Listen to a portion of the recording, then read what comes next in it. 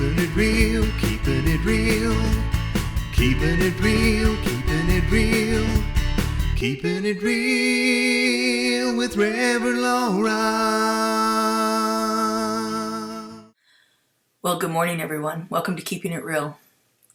I'm Reverend Laura, and this is that time in the week when we take a look at what we've been talking about and see how we can actually put it into real life practice. Practices that will change our lives, enhance the way we live, bring about a shift in consciousness, and overall just make us feel more at ease with our lives. So this month we're talking about love. Love is one of those qualities that has wonderful, wonderful points to it, and then it has some things that, because of the way we think about it in our society and the way that we treat it in our own personal lives, it can really cause a lot of pain too. I think inherently all of us want to be loved. And I think most of us probably have had experiences where we thought that's what we were getting, and it turned out to be something else. These painful experiences can shift our lives dramatically. Sometimes we go through them and then we shut ourselves off to it after we've had this experience. We shut ourselves off to love. We shut ourselves off to trying with anybody else or to even consider it in our lives. We just, kind of get to the point where we think, well, maybe that's just not for me. Or on the other extreme, we can then begin to search for more and more of it. Trying to find love in, as the song says, looking for love in all the wrong places. Looking for love in too many faces. A lot of the great authors that I'm reading right now have books about this idea of going through these experiences and staying open to them and not shutting ourselves down. Not necessarily going to the other extreme of looking for love in all the wrong places, but staying broken open. In fact, Elizabeth Lesser has a book she calls Broken Open. Mark Nepo talks about it in many of his books that I've read.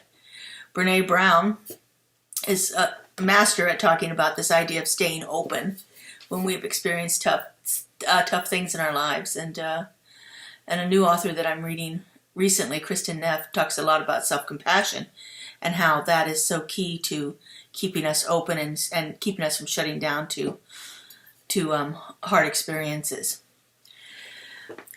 When we have the courage to stay open when we've gone through something painful, we really can bring about a great transformation in our lives.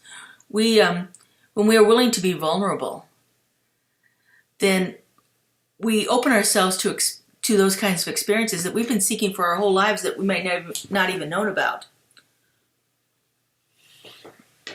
We open ourselves up to experiencing things like love in a totally different way when we keep ourselves open. But when we shut down, when we close off, then we limit our experiences with each other. We limit our experience with ourselves.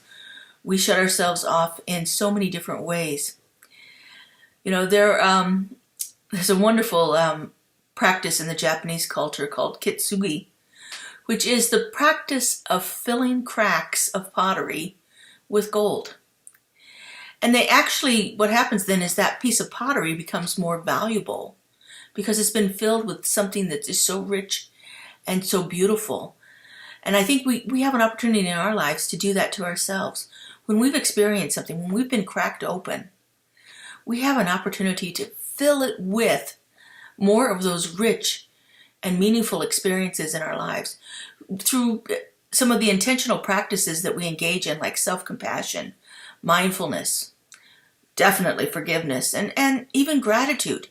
Gratitude for the experience, because we always grow out of our experiences.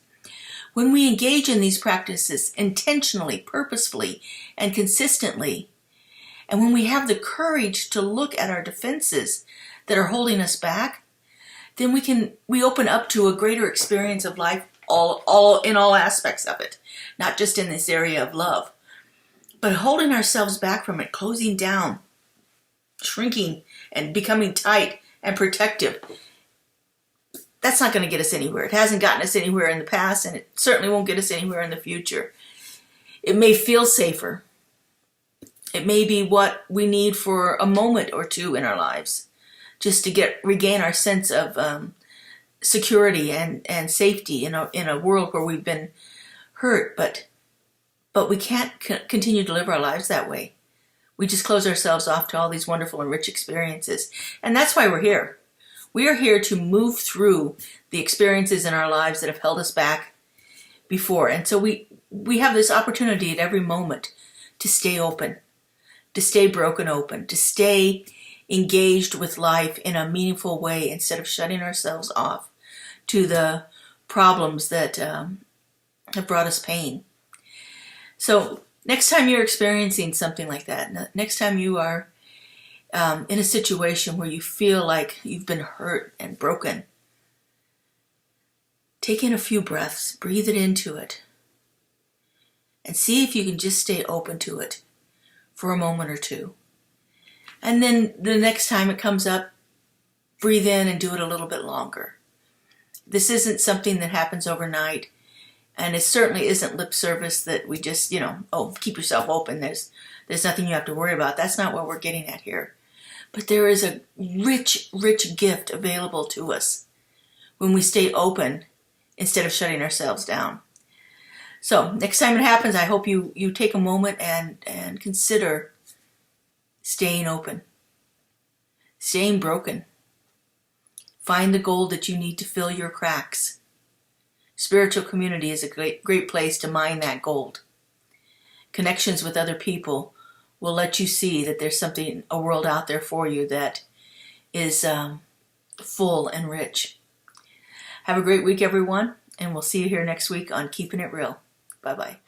Keeping it real with Reverend Laura.